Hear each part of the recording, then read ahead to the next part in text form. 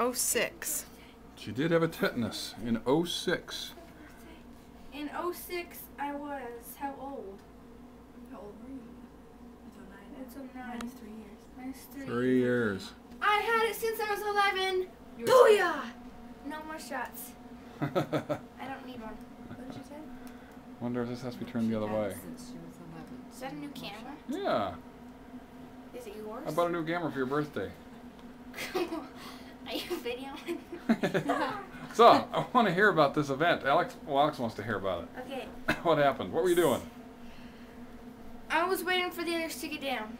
Who's the others? Jesse and Reese. And I was in between the 6-shooter and Derringer. And there was a picnic table.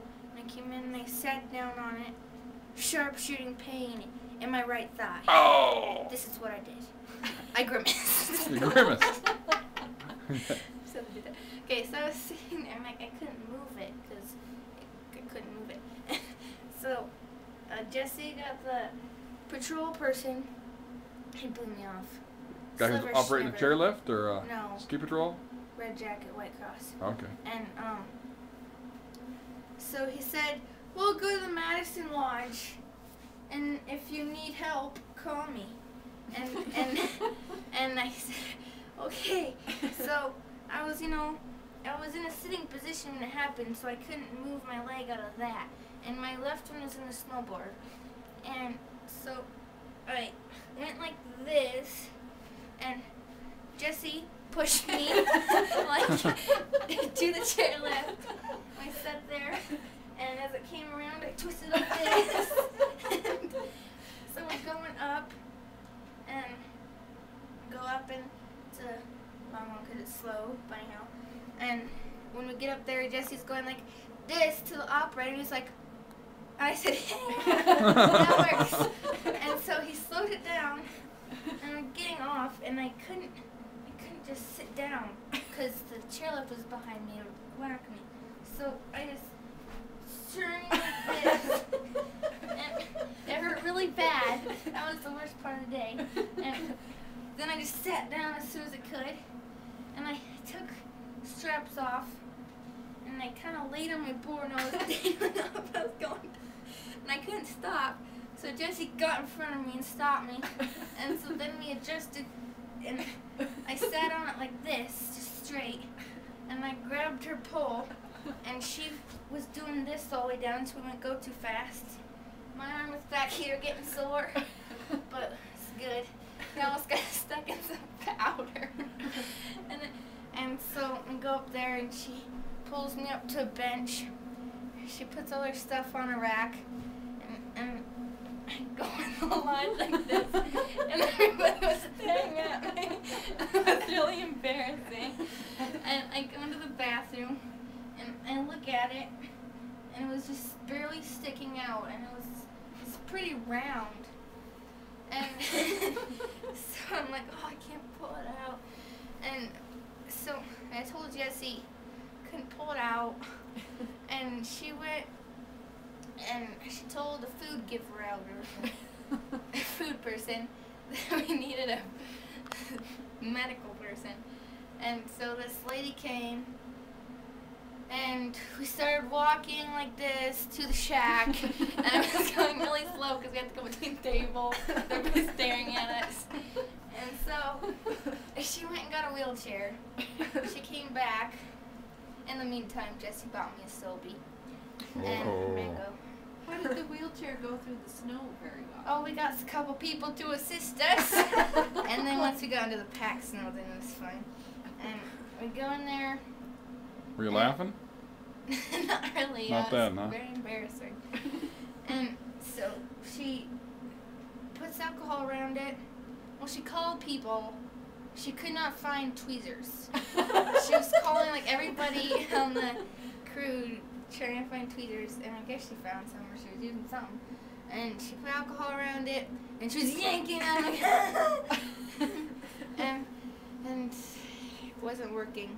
It just broke off, so there was more, bigger piece, bigger rounder. And it wasn't coming out, and so she said she was going to take us to Made a Big Sky to Dr. Daniels. so you could numb it before getting it out. The Big Sky Village or the... No, the ski area.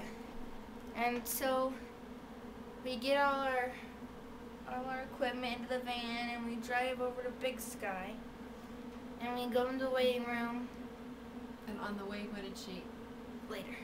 Okay. And we're in the waiting room and they fill out all the stuff and then we go into the room and I tell them what happened and then they brought me these couple shorts and I got these shorts and I laid down on the bed and they put alcohol around it again. First he just started pulling it. He's like, yeah, that's not gonna come out. So he got this needle and he filled us about this much liquid and he goes pop, and it was the meningitis was worse.